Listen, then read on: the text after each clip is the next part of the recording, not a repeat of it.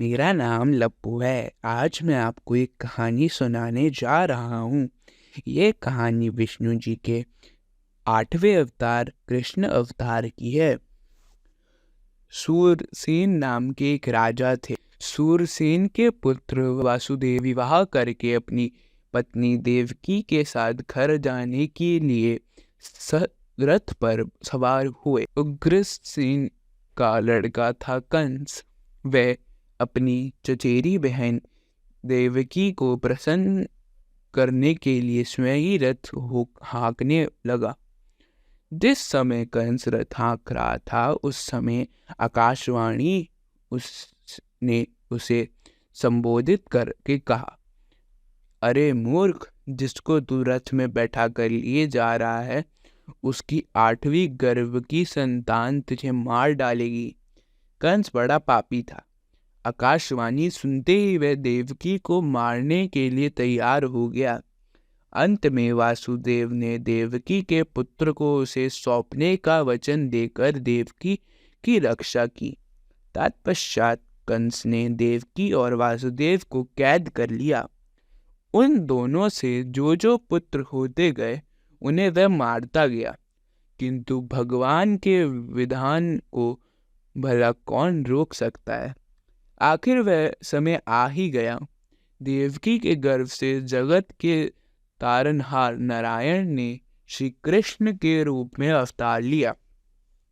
भगवान के जन्म लेते ही योग्य माया की प्रेरणा से कारागार खुल गया। वासुदेव जी बाल कृष्ण को सूप में रखकर गोकुल चल दिए। रास्ते में यमुना जी प्रभु का चरण छूने के लिए व्याकुल हो गई। अंतर्यामी बाल प्रभु यमुना के मन की बात समझ गए। उन्होंने अपने चरण स्पर्श से यमुना की व्यथाओं को दूर किया।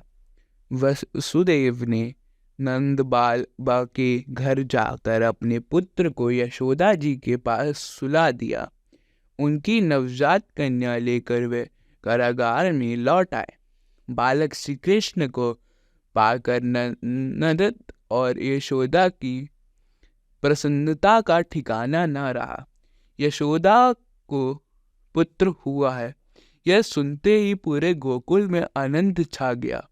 वहां भगवान अपनी लीला से यशोदा को नित्य रिझाते रहते थे।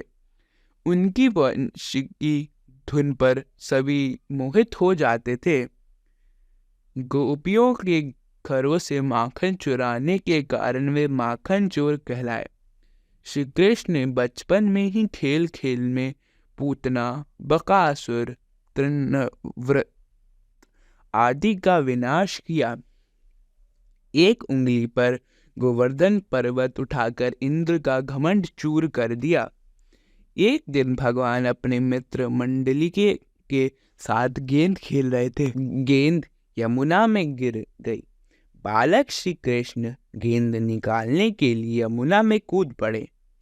यमुना में कालिया नाग रहता था। भगवान उसका मान मर्दन कर उसके फन पर नृत्य करने लगे। इस प्रकार भगवान ने छोटी अवस्थाओं में अनेक लीलाएं की।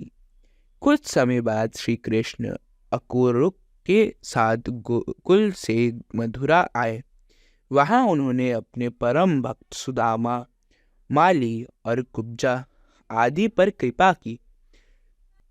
तदनंतर भगवान ने लीला मात्र से कंस आदि असुरों का संहार कर अपने माता पिता को बंधन से छुड़ाया। युद्ध के मैदान में अर्जुन को धर्म, कर्म और शाश्वत सत्य का उपदेश दिया। भगवान का वह अमर संदेश गीता के रूप में आज भी जन जन का कल्याण कर रहा है। लीला पुरुषोत्तम भगवान श्री कृष्ण को हम सब नमस्कार करते हैं। आज की कहानी में बस इतना ही। मिलता हूँ आपसे विष्णु जी के 9वें अवतार की कहानी में। तब तक के लिए धन्यवाद।